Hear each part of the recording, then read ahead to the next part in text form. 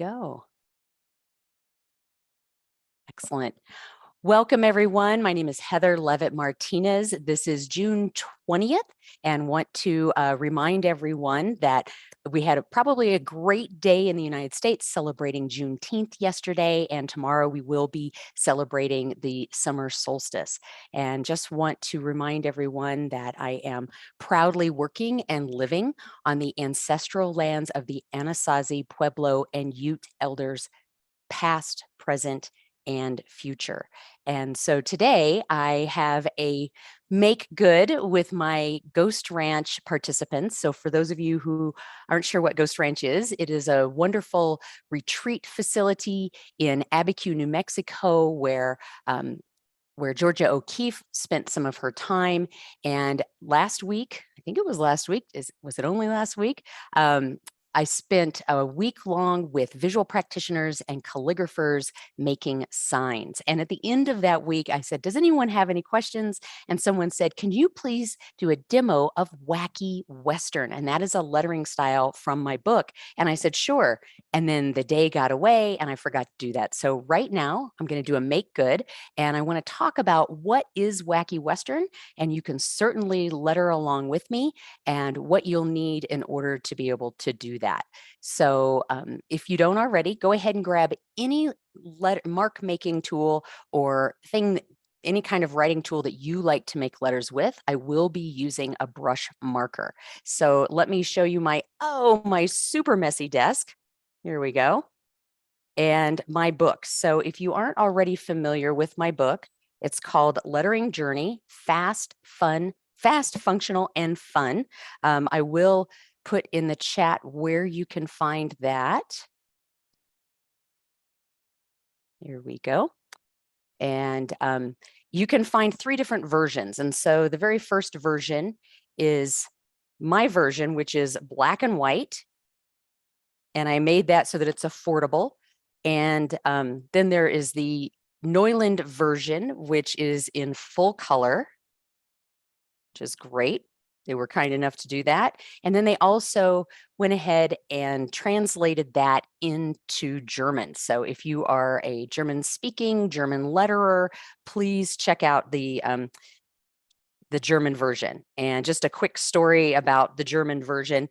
They asked me, can you letter everywhere I had written by hand, all the ductus, all the instructions, can you write that in German? And I was like, sure. I got started, and I would say about an hour in, I thought, this is going to be about 250 hours worth of work. So I think what I'll do is just create my own font. So what you're seeing here, any place where I have written hand notes, this is a font that I created with my own handwriting using the brush marker. So just wanted to show that to you. And in the book, and it is a 2-time award-winning book, if you have a copy of Lettering Journey, we are going to be writing in Wacky Western, which is starts on page 46.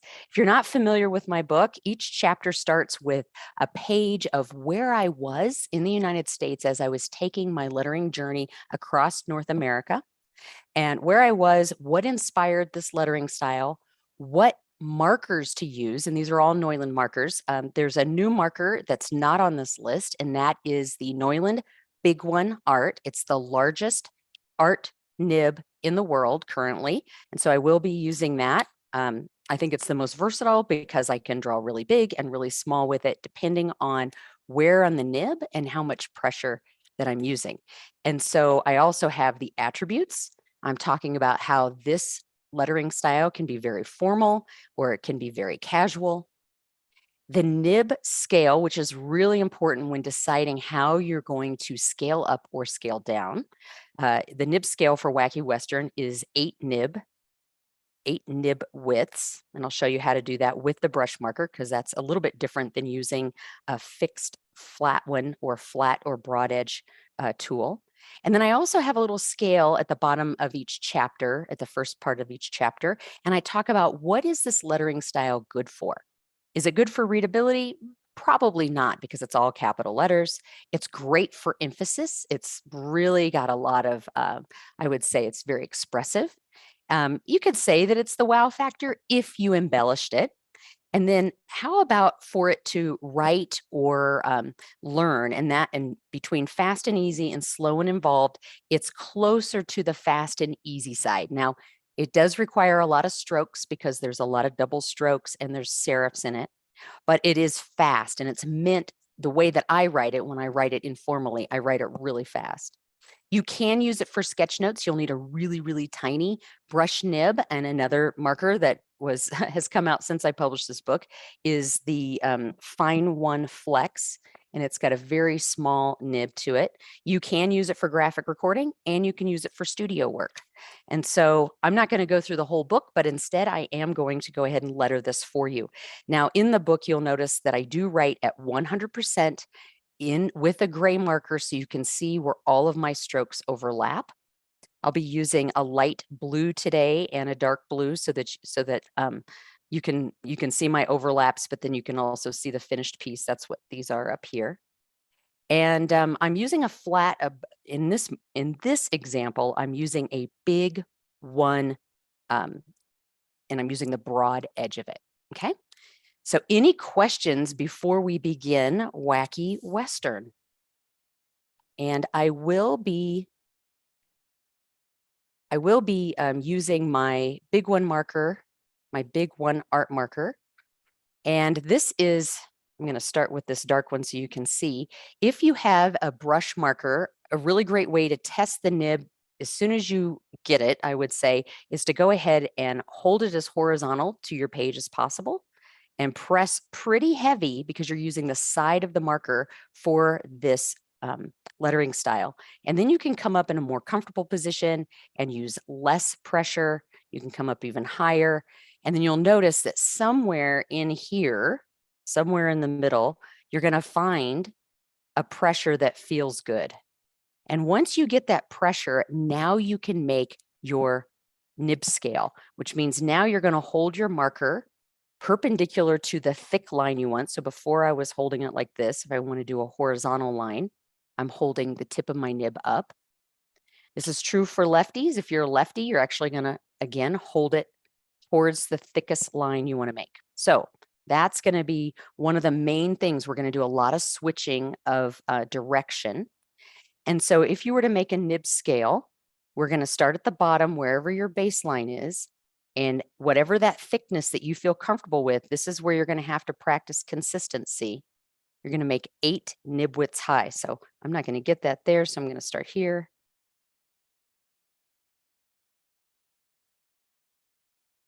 And you want those nib widths. Now, because this is a brush marker, it is going to cross over just a little bit, but you want them to touch. So I've got 8 here. And for me, with the amount of pressure that I'm using with this big one art marker, I'm going from, this is my baseline, all the way up to the bottom of the descender line using my practice pages. So I'm actually using the hand lettering learning pad to go.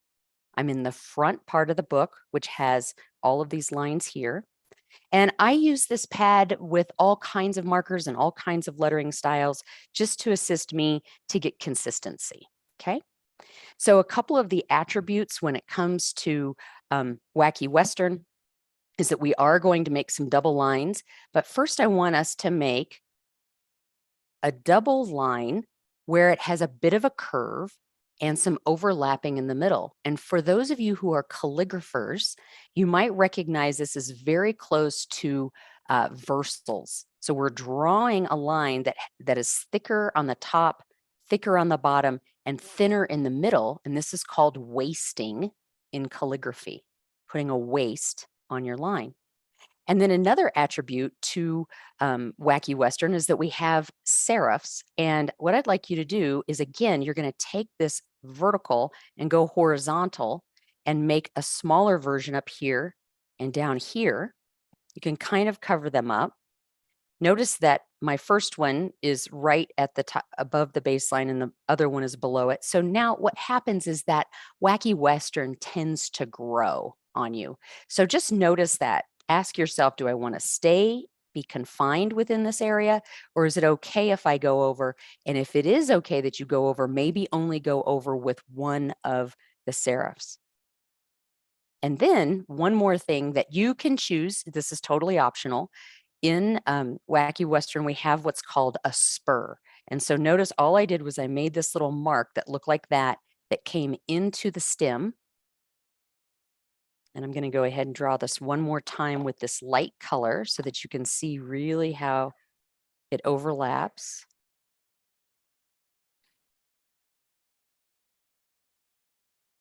And that little spur, if you think about a cowboy's spur, that's the thing that goes on the bottom of their boots. It's kind of pointy and it's going to come into that stem. Okay. And that's optional. That's if you really want it to look Western. Otherwise, it just looks kind of wacky. All right, so these are the attributes for Wacky Western lettering style. Now, if we start with the letter A, just like in calligraphy, we're going to have a double stroke on the right because the weight is on the right in calligraphy, but a single stroke on the left. We're going to go ahead and add those serifs. We want them to be pretty even along the bottom. And when we add the serif to the top, we're only going to do it to the left side. And that's just stylistically, you could do it all the way across, but I think it starts to look pretty busy. And then when you make your crossbar here, I like to make it a little bit lower. I don't want it to touch my serifs down here, but I do want there to be pretty equal amount of space in my counter space, the triangle, and the space below my crossbar. Okay. Now with the letter B, and this is true for all of the stemmed letters, we're going to go ahead and make that curved stem like we did over here.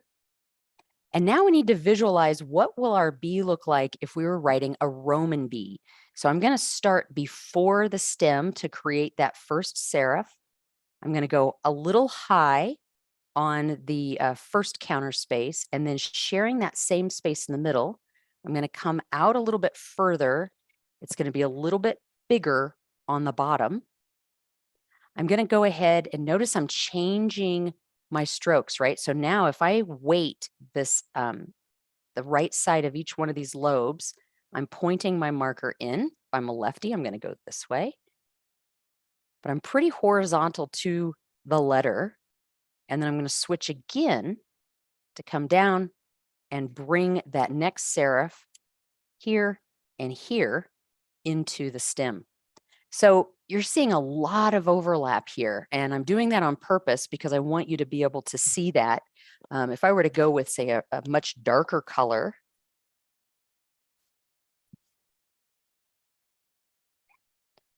remember to go a little bit slower on the rounded parts. Oops, went the wrong way for that one. But now that it's a lot darker, you're not seeing as many of the strokes there, and you can see what the finished one looks like. And this looks pretty squared off to me if I wanted to make it more round. This is what I love about the brush nib. It's got such a fine tip to it. I can round that off a little bit. Okay. Now going back to our letters here, let's go with the letter C and let's try to make it really, really round. Again, this whole lettering style is based on the Roman hand skeleton lettering style. And so I've made that pretty wide. If you didn't go that wide, you can make it wider by making your double stroke on the outside. But I'm going to make my double stroke on the inside. And on the top, I'm going to have those two serifs sort of just pulling down from the top. And then on the bottom, you could do two serifs, but I think it looks a little weighted. So I'm going to make what looks like a comma mark just at the bottom, just to not make it so heavy, because I don't want these two things to compete.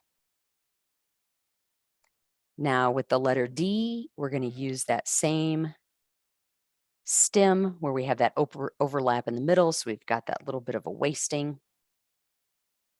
We're going to come out and down. Now I tend to put my bend a little bit higher. I'm kind of stealing from architect lettering style that I teach. Also because sometimes we get coming down too low and it looks like a triangle, or we have a hard place. And where do we put that bend? And so for me, I put the bend a little bit higher. And you can kind of, again, you can you can kind of make some corrections here when you go to make that double stroke right there. And you want to make sure you've got a little bit of a taper here and here. So your double stroke is, your thick part is just happening on the rounded part. You can go back in and put your other serif. And with the letter D, again, or E, you're going to go ahead and use that same stem. And like we did with the D and the B, we're going to start out before we get to the stem so that we've got that first serif. I'm going to go ahead and do the bottom. And before I put in my serifs here at the top and the bottom, I'm going to go ahead and just come straight out, maybe not all of the way, because when I go to put these serifs here, I don't want them to bump into that middle section. And then I'll go ahead and put these in. And so here, what I do when I go to make a word and I say, oh, I want to go ahead and add these little spurs, I will say, okay, where along here do I want to add them? And I might add them just above, like where the B and the E crossbars are, just slightly above or right in the middle. Just choose a place and add those in. And you might want to do that at the very end so you can see how that's going to look. And there's some cases where when you're writing a word, there's not enough room for that serif, or you're like, I don't really want to add it there. So I would actually write out all the letters first and then decide if you're going to add the spurs. All right, so let's go ahead and start. Let's keep going with the letter F. And if I get to another page, I go, oh, let's go ahead and figure out where are my 8. 1, 2, 3, 4, 5, wait, 2, 4, 6, 8. Yep. So this is a little bit smaller now. I've noticed that I'm using a little bit less pressure, but that's good because then I'll just go from the top of my A center to the bottom of my D center so that I can actually fill up this whole page and use as much of the paper as possible. So with the letter F, just like the E, the only difference here is that our crossbar is going to be a little bit lower. I'll go ahead and add my serifs. Here's a good time to double check. Are you staying either within this space or how much is your letter growing? The letter G is a lot like the letter C. We're still going to make that nice big circle. You can go ahead and give it a little bit of a thickness. Before I add the serifs at the top, I am going to do the crossbar, and I'm going to treat that crossbar the way I would my serifs before I get to my stem, but make it a little bit larger. Bring this down and around, cover up any mistakes I may have made, and then make this serif. So really you want to focus on this center part first because this letter can really start to get too congested here. Now with the letter H, we're going to do 2 stems. Make sure you've got it nice and wide. And here's where your letter can really grow. I'm going to go just below the baseline for my first serif, but put my second serif on the inside. Same for the top. I can grow just a little bit. I don't want my letters to get too big because sometimes if we grow outside of there, then they keep getting bigger and bigger and bigger. Now you've already made the I so many times, but we'll go ahead and make it again. And hopefully now you're starting to feel a rhythm with how straight or how curved are your letters. And I tend to be a pretty curvy person when it comes to my letters. Now, when we get to the J, this can be a little tricky, except for the lefties. They do so well here. I'm going to go ahead and make this curved and then taper because there's only so far I can go. And then I'm going to curve here a little bit, but I'm going to end down here. So this can either stay or I can correct it by just bringing this together. This is kind of a new shape we haven't done before. I like to finish this side like this. So it goes from thick to thin. It's sort of a backwards comma. And then when I cross my J's, sort of like the G, this is a little bit longer, I'm going to do it just on one side, mainly because I don't want this to get confused with the letter T. The letter K is a lot of fun, but it also starts to take up a lot of room. So we're going to start, I'm going to bring in just one stroke at the top, but then 2 strokes at the bottom. And what we know about a lot of brush lettering rules is we don't want any thick on thick. So notice here we've got a thin with a thick, a thin with a thick. Here's your thin, here's your thick. And now we can add our serifs, top and bottom. I like to kick out my serif like this, like there's a bit of a heel here. And with this K, with the top of the K, you can either leave it like this, you could even make it start a little bit higher and make it thicker, or you can put just a small serif there. The K starts to get really busy, so you get to make some design decisions around that. With the letter L, it looks a lot like the letter E. I am going to start my serif over here, add 2 here.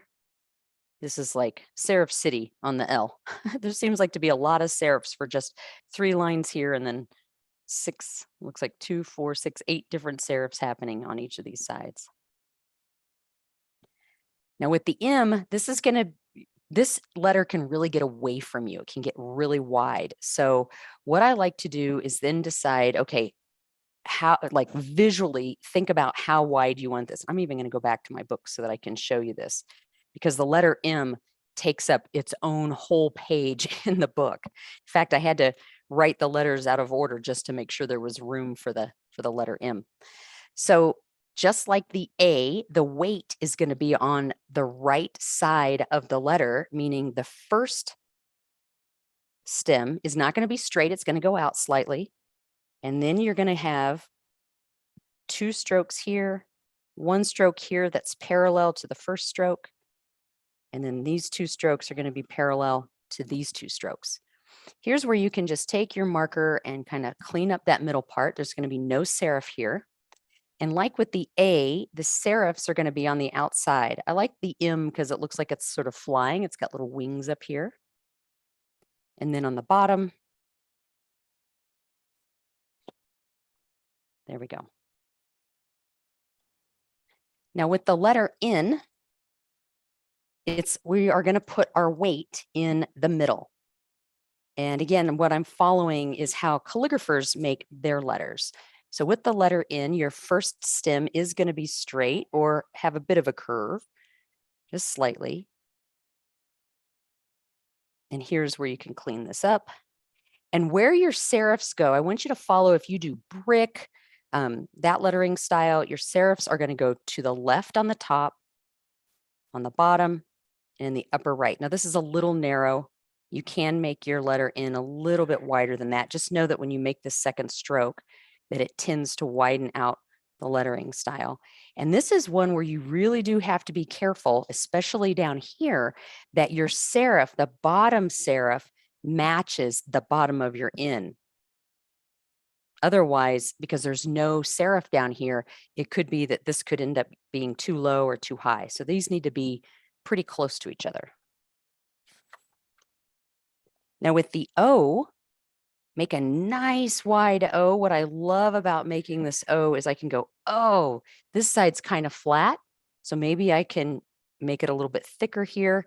And this side's kind of rounded, but maybe I can come on the inside so that it doesn't grow too big. So your letter O is really going to have the thickest parts on the side, thinner at the top. The letter P, I want you to be thinking of the letter F and the letter B in a way. So what we're going to do is we're going to make sure we're going to come out here and we're going to make the juncture, that's where 2 or more lines come together, is a little bit lower than the B. Okay, so it's not right in the middle, it comes right here. And that's just so we have an equal space between this counter space and what's below. I'm going to add the serifs. And then depending on how you made your P, if you made it nice and wide like this, you can put your double stroke on the inside. Or if you made it too narrow, you can then correct it by making that double stroke on the outside.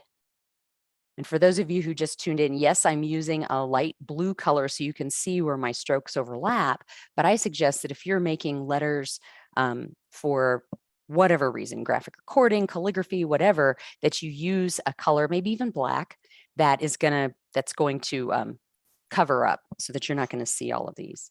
And then so here is where I've got this whole page. And if I chose to put in the spurs, I'm going to choose what that line is all the way across. A lot of times the spurs only go on the left side, because if you can imagine, if I put one on each one of these for the M, I'd get really busy inside of there. But you might find, well, wait a minute, what if I do want to put one on the inside of the O? That's fine as long as it doesn't get confused as a letter Q. Okay. Let's keep going. We're over halfway through. So the letter Q. And again, I'm starting on a new page. I want to check myself, make sure that I have the same pressure. I'm being consistent with it. That's eight nib widths high. I'll go ahead and mark off the rest of my page. So for the letter Q, I have a lot of fun with this, especially with the tail of the Q. Remember, this is where you get to decide, oh, I like how curved this is. Let's come in a bit. Ooh, this was kind of flat over here. Let me correct it right here. And when it comes to the tail, I like to just make the tail do that, meaning I've just got a bit of a serif coming off to the bottom and the right, and it's not going to go much further than the outside of my Q, and I might even correct this to make it a little bit more round, because I don't want it to bump into the next letter. And now, of course, we've gotten to my absolutely favorite letter, which is the letter R. And like the P, we're going to start before the stem, but we want our juncture to be right in the center. So this is going to be a little bit higher than what we did for the P. The P was a little bit lower. And before we put on any serifs or add any weight, I am going to think Roman, right? So I'm going to start up here an imaginary line to make my leg. Now here I'm looking at this going, okay, now this looks like I probably need to add a little bit more weight to the outside. So before I do, I am going to add my serifs. And then now I can visually look at this and say, I'm going to add a little bit of weight here just so that it balances out at the bottom. And like the K, I'm going to make my serif sort of kick up. It's just kind of fun. You can certainly make them totally straight if you want to, if that feels better to you.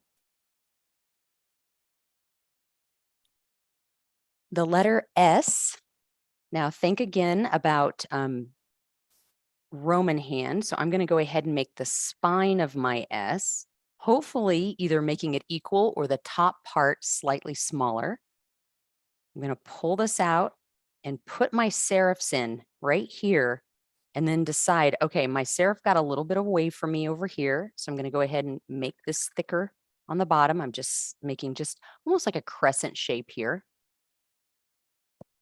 And then just slightly, I may not do a whole full thickness at the top. I might even add a little bit to the left or right, but here's where we can make a lot of corrections with our letter S.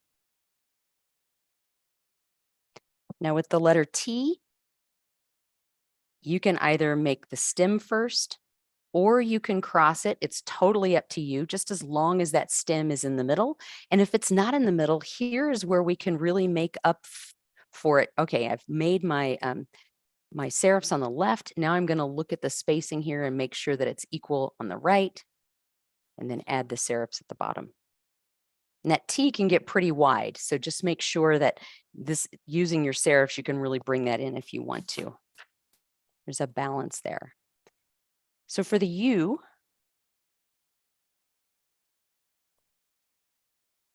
I'm going to do a double stroke on the left. I did this all in one stroke. You can certainly bring the strokes down if you want. And then serifs at the top. The U and the V, just make sure that the U is definitely rounded and the V is squared off at the bottom. No serif at the bottom. Same with the W.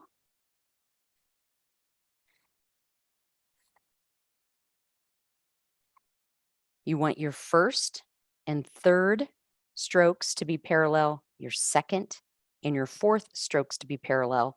And even though my book shows the serifs all the way across the top, if that feels too busy to you, just clean these up and you can just put serifs on the outside. Now that looks like there's a pretty big gap there, so I'm going to go ahead and write the W down here with a darker color. And I'm going to go a little bit more narrow because I know that that W gets away from me.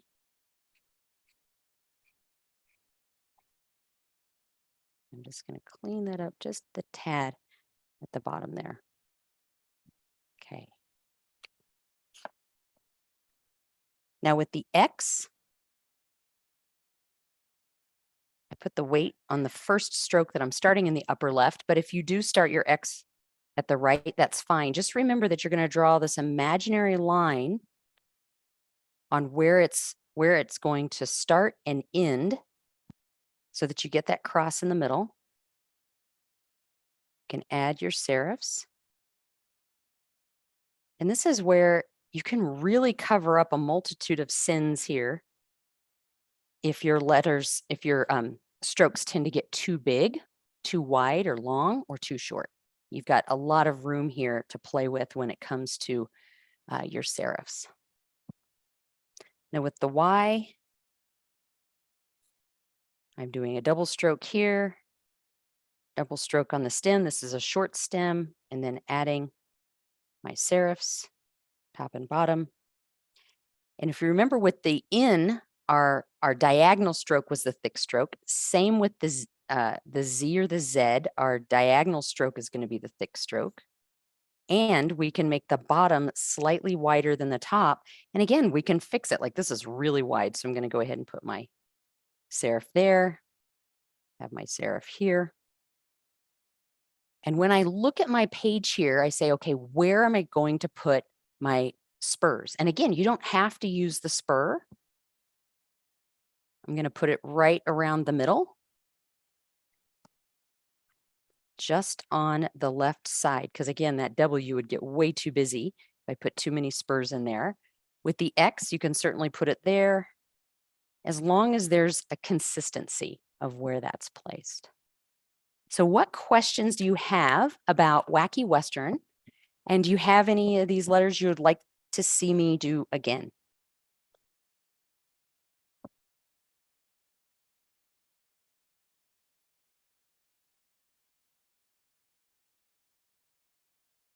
Now, these are really big letters.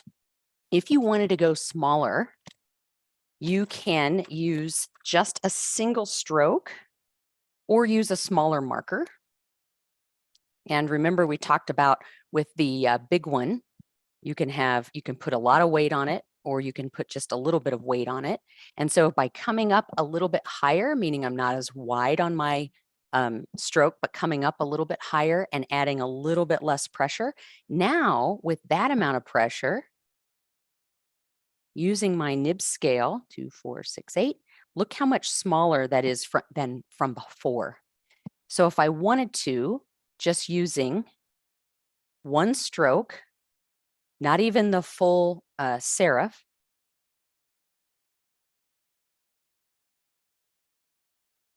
I can use less pressure.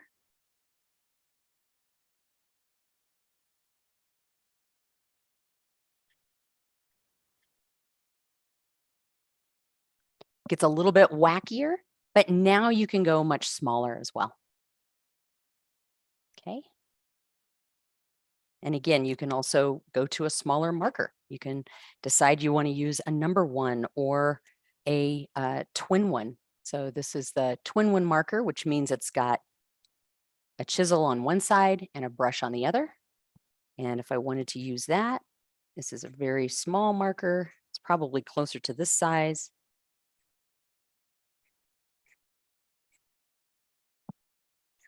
So we'll just do WW for Wacky Western. And again, if you're using the broad edge, this widest edge of this marker, you're constantly going to change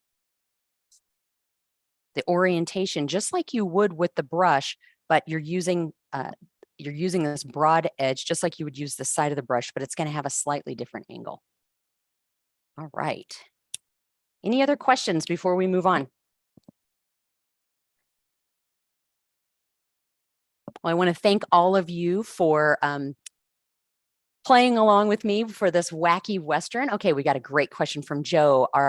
am I changing the angle for the different curves on the double serifs? That's an excellent question. Not necessarily. So let me show you what I mean by that. I'm still staying with it. It's just that, you know, my hand as a righty moves like this. A lefty is going to move like this. And so you do have a bit of a curve. So if I'm here, I'm kind of pointing my marker this way on a vertical, on an angle. I'm still doing it, but I'm going from here to here, like making a backward C, and then from here to here, or say not even a C, like a paragraph symbol. So if I'm writing paragraph symbols going in opposite directions with this little bitty, almost eyeball shape in the middle. Okay. Does that answer your question? All right, great. Excellent. So next, what I'd like to do is I'd like to share with you my adventures in looking for signs from around the world. And I want to talk a little bit about Ghost Ranch. And so I'm going to share with you the presentation that I made at Ghost Ranch. So for those of you who are at Ghost Ranch, you're welcome to drop off, go take a break or whatever. This is going to probably not be anything new to you, but I did want to share those folks with those folks in the class about the international lettering tours that I've taken. So a little bit about Ghost Ranch before we move on. And that is Ghost Ranch is, like I said, it's this wonderful place in Abiquiu, New Mexico. And every year the Escribiente Calligraphy Guild in New Mexico puts on a week-long series of workshops, usually the first week of June. So if you'd like to mark your calendar for next year, please join us. We're going to have a great time. So I taught the class, It's a Sign. And you'll see here, Amy Jones, one of the organizers, these are some of the letters that she learned in the class and some of the letters that she brought with her as a calligrapher. And at the bottom here, this was our week-long agenda. We covered sign writing, chalkboards, acrylics. We made a sign shop, and we had a top secret reveal. So something that the folks in this class got to have was a brand new product that just came out from Neuland that no one knows about. It's not going to be launched until the fall. So that was exciting. And we worked on lots of different substrates. We worked on paper, we worked on chalkboards, we worked on cardboard, rail board, actual wood, postcards. And at the end of the week, we had an art show. And this was an art show not just within our class and the other literally letters class, black letter, but there were photographers there, watercolor artists. It was really a wonderful time for us to see each other's work and all the work that we had been doing all week. Now, we did have class in the morning, and then the afternoon, we could spend all of our time hiking and doing fun things like that. Here, Joe captured me writing our art show sign. The art show sign on the left, so this is a two-sided chalkboard, sidewalk chalkboard sign. The one on the left was designed and written by Amy Jones. So you can see at the top, our week's creativity is a beautiful italic, sort of a casual italic style. Art show was a really big Neuland letters, I would say, but maybe a little bit like the A and the H, she kind of made that a diagonal. Friday, 6:30 to 8:30 art building really is her block lettering style. Although I have to say that G looks a little bit like sign writer.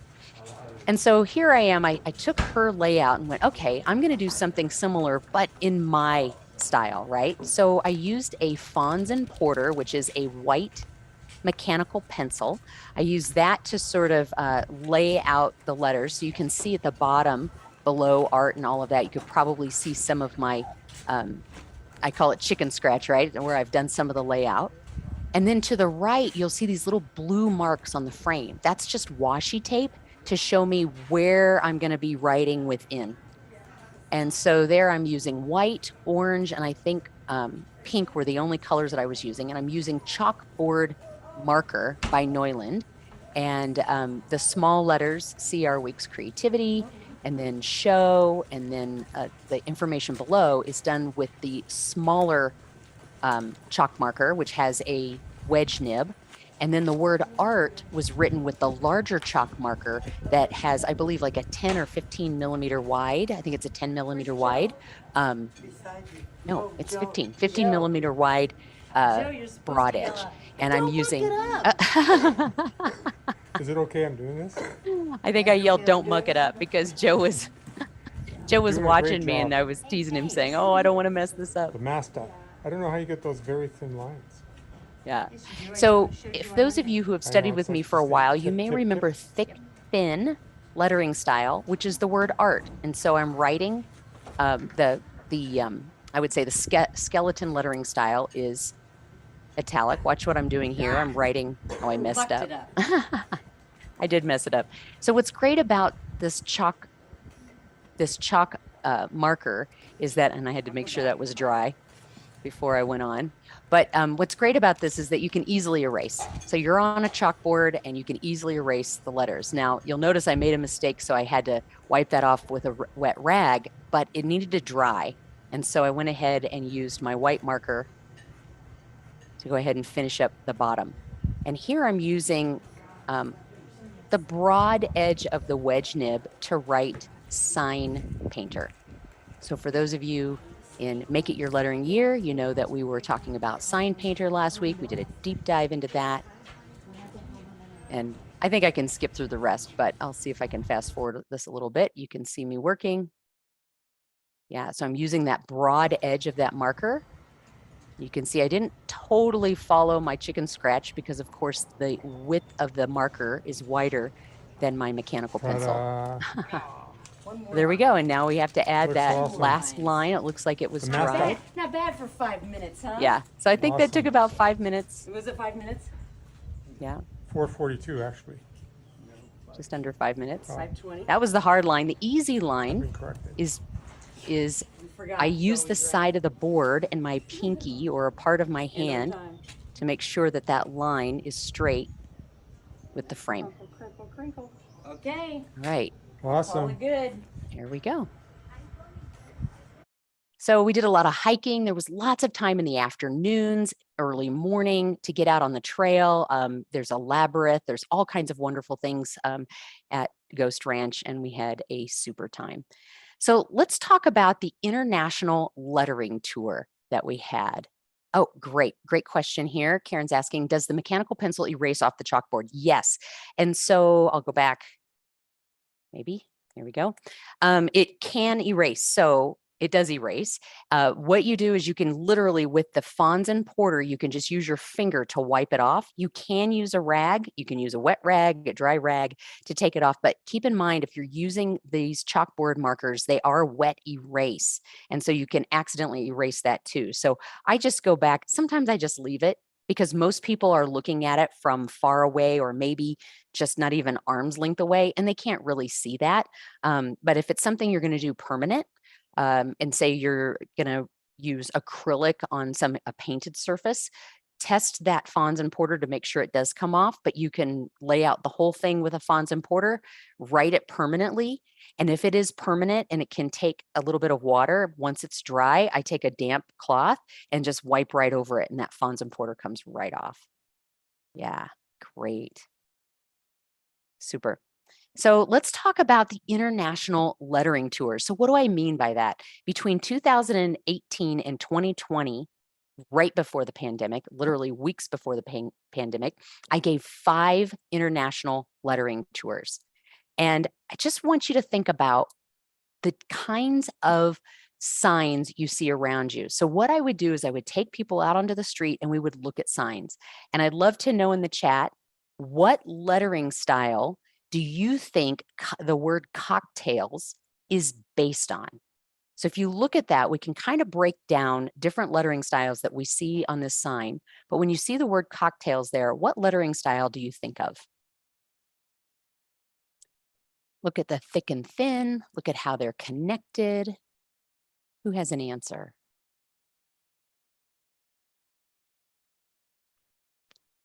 Okay, some folks would say brush lettering. Other folks would say maybe a script that's a casual sign writer. And then in Copenhagen, even though, yep, brush script, sign writer, yep, yeah, exactly. Brush letter meets sign painter. So here, notice the word special looks like sign painter. Burger, that looks like something that might have been typewritten, but it could be hand done if done very slowly. Baba Ganoush, oh, how wonderful are those letters nested inside of each other? And sandwich also looks like brush lettering meets some type of sign writer or sign painter. Now in Paris, this is probably a lettering style that was definitely hand drawn, not done with just a single or double stroke, but actually designed. In Cologne, here we've got a little bit of black letter. More black letter in Bruges. And then meringues in Amsterdam. And I absolutely love this picture because now we can look at it and say, okay, this is definitely sign writer, very tall, right? And it looks like they decided to write on the outside of the window and then went, wait, what if the people on the inside also want to be able to see it? So they probably wrote it on the inside. And as you can see, when they first wrote meringues in orange at the top, that marker was juicy. You can actually see the drips. So I'm hoping there weren't any meringues in the window when they wrote that out. So also be on the lookout for what's called ghost signs. So these are signs on the sides of brick buildings that have worn away and people have written on top of them, probably put some type of a white on top of it or some type of maybe even a darker color to help the white pop out. And so this is probably 3, 4, maybe even 5 different signs that over time have been written on top of each other, but then age started taking away the parts of the paint so that all of the signs have shown through. And I just love that. It reminds me of a palimpsest. Now, I want you to pay attention to the sign. What do we have here? We've got some brush. We've got some neon. It's definitely an age sign, and it's found on Route 66 in Tucumcari, New Mexico. So for those of you who have traveled across the United States, there's this famous highway called Route 66. It's a wonderful, they wrote a song about it, and there are incredible signs all along the way. And one of my dreams was to be able to go through Route 66 across the country and capture all of these signs. I don't think I'm going to get around to that, but I do love going to Tucumcari, New Mexico, because if there's nothing else there, they have incredible signs. And I just want you to remember this particular sign because we're going to talk about it later. Now, I've gone on a lot of different lettering tours. So I want to talk about what those lettering tours look like. For those of you who are watching on YouTube, you might wonder, who is this person? Well, some of you here in the Zoom room, you already know that I'm a visual practitioner. I'm an appreciative inquiry facilitator. I'm a teacher trainer. I'm also a lettering artist. I'm a visual coach. I'm a tech host, and I love hiking. As you could see from the photo I showed before, street typing. For those of you who don't know what that is, I take my typewriter to the streets, and just you might want to mark your calendar. This Friday is typewriter day, so I'll be at the library typing as a part of their literary week. And I love sharpening pencils. I'm also a Neuland ambassador and a Blackwing pencil ambassador, which means I get to give away a lot of fun mark making tools. So when I first became a graphic facilitator, this meme came, there was this famous meme that you would say all of these things. And I made this meme for us. And I think it's funny, it went viral for like a minute. And if you're wondering, what is a graphic facilitator? Well, we draw on walls. And my friends think I just party and draw on walls. My parents think about me being a child and drawing on the wall. My clients see me as someone that brings the whole team together to draw on the wall. Society, when they see my handle, corporate graffiti artist, they think of a graffiti artist. What I think I do is I just write on everything I can find. Doesn't matter if it's the walls, the floor, or any object. But what I actually do, and for those of you who are visual practitioners, you know what this exercise is, where you put a big piece of paper on the wall and you draw a big circle, you warm up your arms, and you make big, big marks. And so I like to talk about when I give a lettering tour, or anytime really, about the different types of tools we use. And if you're a calligrapher, you may know the broad edge pen, the round nib pen, the folded pen, the pointed pen, and other broad edge, really wide broad edge pens. And so when Carol Dubois sent me this picture of the tools that she was going to use in one of her classes with me, I said, okay, I have the equivalent. in Neuland markers. So when I take a calligraphy class, when the calligraphy class is over, I go back to my room or back home, and I take all of the tools that equate to those calligraphy tools, and I write out the lettering style using my Neuland markers. It's a great way to translate what I've learned into something practical that I can use.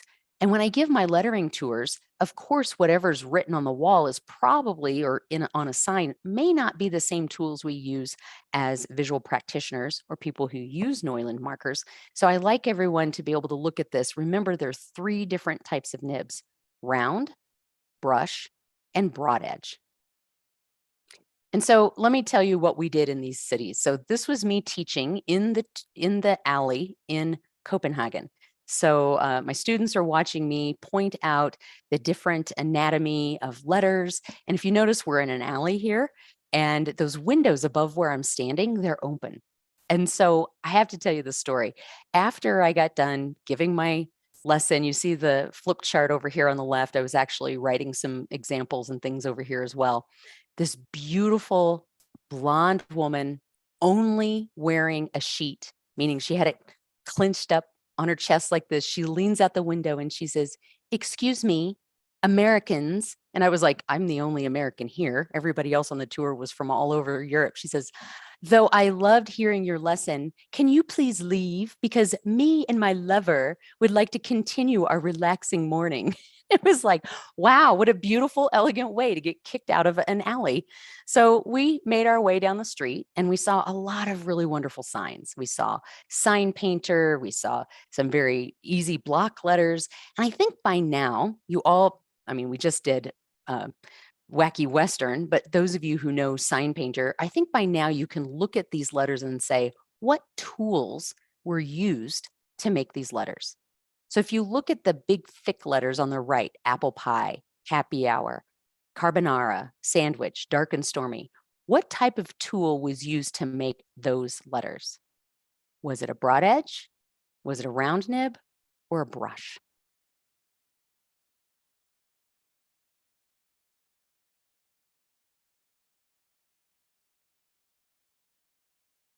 Broad edge, exactly. And then if you look at the smaller letters, warm, creme fraiche, half, pasta, ham and cheese, cocktail with ginger beer, what kind of tool do you think was used to make that? It's not a trick question, and there could actually be a couple of answers. It could definitely be a round tip. It could be the side of a brush, but not fully pressed down. And it could also be another broad edge, but smaller. So here I want you to be thinking about hierarchy. What was the important thing that was written? And also, what kind of tool did it take? Yeah, it is a little bit hard to see, but it could be a round nib or a small broad edge. Exactly. So I just want you to be thinking about these as we look at these signs. So something like this was definitely written with a brush, but not a single stroke. So these had to be drawn. And if you know me, I'll stop for a letter R anytime. And so this is the close up. Here you can see that it was used, they probably used a broad edge brush, meaning this isn't done with a marker, it's done with paint and a broad edge. You can even see where they overlapped, maybe went twice in there, and maybe they taped it off and you see a little jagged edge here, and then even a brush edge where they didn't even clean up this right side of this lobe. Now, the calligrapher in me is going, oh, the juncture on that R is a little low. It could be a little bit higher, but I'm not going to be too critical. I can always find something redeeming in a letter, and I love the letter R. Now, at one point we stopped and I said, I'd really like you to take some time and look at these neon letters. So on first glance, you see sort of a thick, thin lettering style with a very thin serif. But when it's made out of neon, now this isn't made with a brush or any kind of mark making tool. We're actually bending glass and filling it full of colored gas so that it can light up. Now we have to look at how were those bent. And so there's edges. If you look at, say, the Y, the top of the Y, you see where the glass came out of this metal piece that's holding this letter, the letter that's metal. It's coming out it's bending around, maybe even on top of itself. We're kind of seeing it from below, right? But if you were right on top of it, that serif would be straight across. But now you can see how this glass is bent. And I had them go ahead and sit down on a bench across the street and really study how these letters were put together. And then after I took this picture, I thought, what is it that Ray's taking a picture of? Oh, he's taking a picture of her. That makes sense. Okay, so here they are on the other side of the street, really studying. I mean, they're looking down. They've already been looking up as I explain this, and they're looking down, sketching all of this in their sketchbook. Now, we also checked out some graffiti. And for those of you who know Sketchy, our friend who's a visual practitioner, this is him writing out with a big one some of the graffiti that he saw. He does great graffiti line work.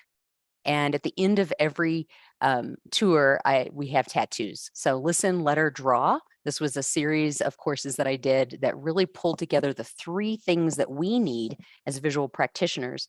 And that's listening, lettering, and drawing when we do our work. So we all got temporary tattoos. And any time that I'm traveling, I also seek out letters. So for those of you who plan to go to Copenhagen anytime soon, check out the Chair Museum, because along with incredible chairs, they also have these really great posters. And again, a really great way to look at layout. You know, the lettering style and all these posters are almost the same. There's not a lot of variation, maybe a little bit in size, but they all look like block letters. But look at the fun, very simple drawings and the layouts here. All right, so after at the end of each day, I like to go home and make some postcards to send back home of some of the pictures that I've taken. Maybe some of these are from my camera roll, or it could be just as simple as my breakfast. So you'll see there in the middle on the right, I literally drew my breakfast. So let's keep going. What happened in London? Well, if you're ever in London, go to Camden Lock. So the Camden Market is on this main street that goes down Camden to Camden Lock.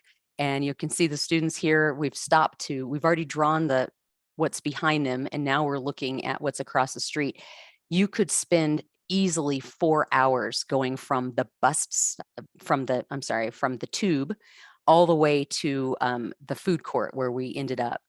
Now in Amsterdam, you'll notice that each one of my tours, I just grab a flap off of one of the Neuland boxes and make a sign right on the fly to let everybody know, follow me. And sometimes we even pick people up as we go. So Amsterdam was hugely popular. I thought I was really cute by finding a lettering style that I saw on the street, Amsterdam there, and then turning the D and the A into a bicycle. So one of my students said, well, what's our route? And I said, I had a little map, I had mapped it out. And they said, well, before we get started, can we go by this place? And it was a type foundry. So this is where they used to make movable type. It's a lettering type foundry in Amsterdam. And so we went, and the doors were locked. I went, okay. So I went ahead and taped a flip chart piece of paper up on the wall, and I was explaining to them the sign that the carving that they saw at the top, was explaining to them what they were looking at. So again, I was giving anatomy of the letter, was talking about how those letters were carved, what tools might we use to create those types of letters. So here I'm explaining and answering questions. And then we took off and went to, I think at one point we went to a market. And if any of you are interested in learning this type of lettering style or just seeing a lot more of it, Henry Sign Painter on Instagram is a fabulous, he's a fabulous lettering artist, and it's a really fun account to follow. And we went to 2 or 3 different art markets, or like flea markets and food markets, to be able to find him. And he walks around with a cart and just makes signs for the different vendors all day. You can find letters anywhere, including large murals and in the food court.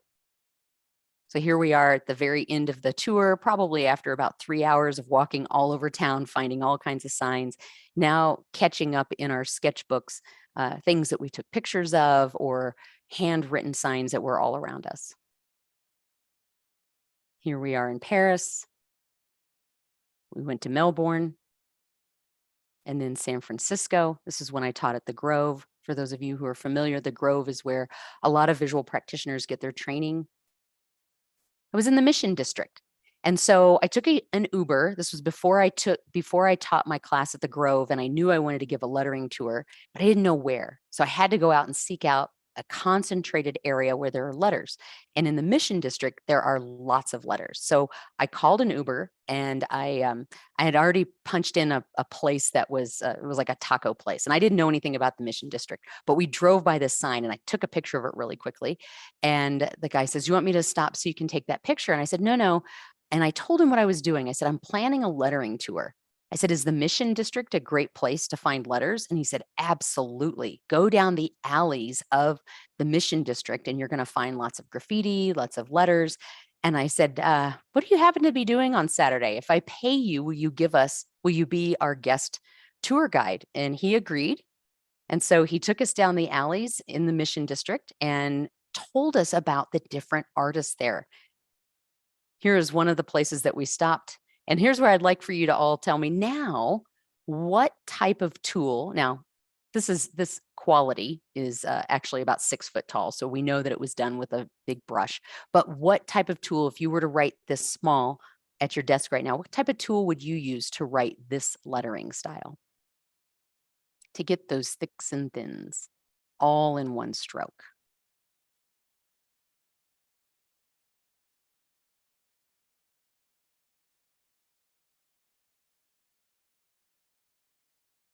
It would be the brush nib, right? All right. So yeah, go back and think about that as being a brush nib. You could certainly, yeah, you could use a broad edge as well. You could use the thick down, the broad edge down, and then the tip of the nib going up. Absolutely. So remember I talked about Route 66 in Tucumcari? Well, on one of my major birthdays, my husband said, "I'm going to surprise you and take you to a place you've always wanted to go." It's like, great, but he wasn't going to tell me. So we took off in the car and we're driving south. And I thought, oh my gosh, he's going to take me to Tucumcari. I can't believe this. And so I said, "Well, can we play 20 questions?" He said, "Sure." I said, "Are there letters there?" And he said, "Yes." I was like, excellent. So I thought, okay, I was so excited. I thought I better take a nap so that when I wake up, I'll just be there. And I knew we were going to be there in like, I don't know, maybe an hour. So I took a nap. And when I woke up, we had already passed the turnoff to Tucumcari. And I was tracking where we were going. And I said, "Are you sure we're going to a place where there's lots of letters?" He goes, "Yeah, this is a place that you've talked about. You've been there. You took a lot of pictures when you went there." And I'm sitting thinking, yeah, that's in my head. I'm thinking that is Tucumcari. And I said, "Okay, all right, I trust you. Are we going somewhere else first?" And he was like, No. It's really far away." Well, we ended up in a place called Truth or Consequences, New Mexico. He forgot the name. He just remembered Truth or Consequences. And for those of you who may have been born when the Truth or Consequences talk show came out, there was a contest. And the talk show, it was like a game show. And they said, if any town in America is willing to name their town Truth or Consequences, we will come to your town and record this TV show. And this place in New Mexico, in southern New Mexico, said, "We'll call our town Truth or Consequences." So I tried to make the best of this event. And it was on Cinco de Mayo. So they had the Siesta Fiesta in Truth or Consequences, New Mexico. We stayed at the Riverbend Hot Springs. You'll notice that I'm writing sign painter because I found this picture of the hosts of the show, the founder and the host of the show, with this sign. And I went, okay, this was all I found in Truth or Consequences to be able to copy. But I just wanted to share that with you. If you ever do go on the road in New Mexico, you can go to Truth or Consequences. They do have a great hot springs, but you're going to find more letters probably in Tucumcari. So how do you hold a lettering tour? Either by yourself or with friends and colleagues. You can certainly do this. Be sure you scout out a place in advance that has a concentrated amount of handmade signs. Yeah, you can go to some bougie place in Paris or even Cologne. I know that I was walking around Cologne and I didn't find a lot of hand painted signs in concentrated areas. The concentrated areas were really built up because after the war, places got a little bit more commercialized and they were really built up and fancy. So go to a place where there's handmade sign. And then consider the needs of your group. If you're going to take a group with you, do they like walking? Some people like to walk really fast and walk really far. Some people don't want to walk that far. So if you can find a concentrated place within 5 to 10 blocks, that's great. Map out the route and star any interesting stops, because believe me, you could go down a rabbit hole. Your people that come with you will see things that you didn't see. So you might have to hurry them along, scurry them to a spot, and maybe even find a place where there's shade or benches, as you can put up a flip chart or some paper on a wall and write some things out. And then make sure that you break or end at lunch. Now, I like to break for lunch. And then sometimes if people want to keep going, I'll say, okay, let's all go have lunch and then come back and share our sketch notes. So any place where there's food trucks, food courts, or maybe even a restaurant that has a lot of different places, a lot of different foods that really accommodates everybody is great. And especially if there's signage. And then have a fun handout, gift, or a prize at the end. Maybe it's something that you created beforehand that you're giving out, or a tattoo or something like that. So I hope you'll hold a lettering tour, but more importantly, I hope as you walk around, you'll see other letters. And when we were at Ghost Ranch, this was just one of the many hand-painted signs that you could find around Ghost Ranch. Here was another one as we were walking down Box Canyon. This too was a hand-painted sign. And then even the commercially made signs that were made with fonts like this one still had a hand-painted sign look and feel. And then of course, this was the little rock that I painted and put next to the sidewalk that went up to class. All right. And so you can find letters anywhere. For instance, this shirt that I'm wearing with the letter R, because I told you I love the letter R. I found a similar shirt on a guy at the farmer's market 2 weeks ago. And I said, hey, I love your shirt. Can I take a picture of it? Took a picture of it. And then I felt kind of silly taking a picture of this guy's chest, but I just loved this cursive letter R. And I asked him, I said, where did you get the shirt? And he told me, and I went online and found it right away.